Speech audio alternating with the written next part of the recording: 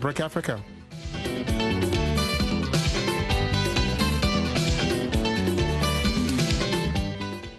The lawyer for the leader of the indigenous people of Biafra says his client was tortured while in the custody of Kenyan authorities. Ifeanyi Ejiofor says he has compelling evidence that he will be presenting to the International Court of Justice about violation of nnamdi KANU's rights. VOA wasn't able to immediately get a response from the Kenyan government. Earlier this week, President Muhammadu Buhari commended Nigerian security forces for their job in the execution of an international operation that he said led to the arrest. But President Buhari gave no details on the operation except that KANU was detained as a result of international cross-border cooperation. KANU's organization is agitating for an independent state for ethnic Igbos in southeast Nigeria. The Nigerian government considers the group a terrorist organization. Lawyer Ejiofor says the terrorist label is a pretense for the Nigerian government to indiscriminately arrest members of the indigenous people of Biafra. Nnamdi KANU was severely beaten and subjected to all forms of inhuman treatment and degradation by the Kenyan Police Authority upon his abduction on 19th of June 2021 in Kenyan Nairobi Airport. He was detained in a very terrible environment, which is far unconnected with conventional place of custody in Kenya.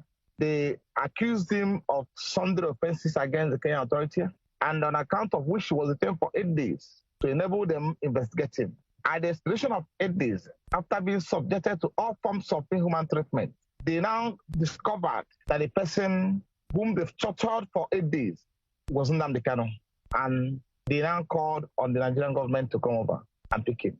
So obviously, we understand that this is a clear script written in collaboration with the Nigerian government, which was clearly executed by the Kenyan Police Force.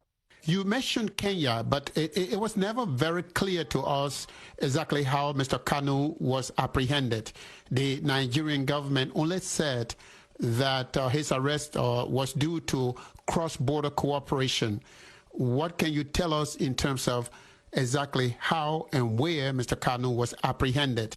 Nnamdi KANU was arrested in Nairobi Airport. Now, when he was arrested in Nairobi Airport, Kenya, by Kenya Police Force, we have compelling evidence to this effect, which will be tendered before the International Court of Justice at the point we are going to get there, because we are already filing action through our foreign legal partners who are in court to challenge the gross violation of his fundamental rights as a British citizen, and also gross violation of the international laws on repatriation of persons suspended of a criminal offense. So, and sundry infractions on his rights. So what we are saying is that, in effect, that he was arrested in Kenya Airport. I can confirm that to you authoritatively. As you know, sir, the Nigerian government considers your client, Mr. KANU, and his indigenous people of Biafra movement a terrorist organization.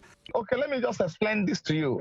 Shortly after the invasion of Nnamdi KANU's premises on the 14th of September 2017, and they didn't succeed in abducting and killing him, they came back 2 days after, on the 17th of September, to obtain an order of court expertly without reference to my office to prescribe IPOB.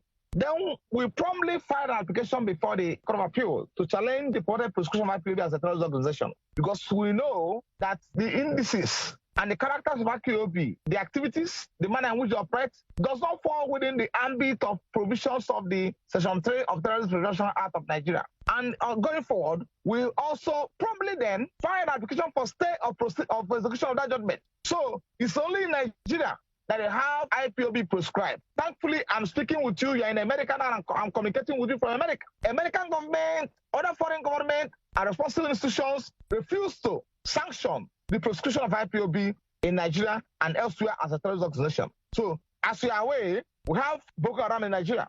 We also have Fulani Herdsmen in Nigeria. This organization that has been prescribed by international community, because the essence of prescribing IPOB is to enable the federal government and the security agents of Nigeria to start arresting them on the strength of that order. When is the next court date? The matter has been slated for hearing, commencement of trial on the 26th of July 2021. Thank you so much, sir, for the time to speak with you. Okay, thank you so much. Ifeanyi Ejiofor is the lawyer for Nnamdi KANU, leader of the indigenous people of Nigeria. In Ghana, a move to formalize the payment of salaries for the spouses of the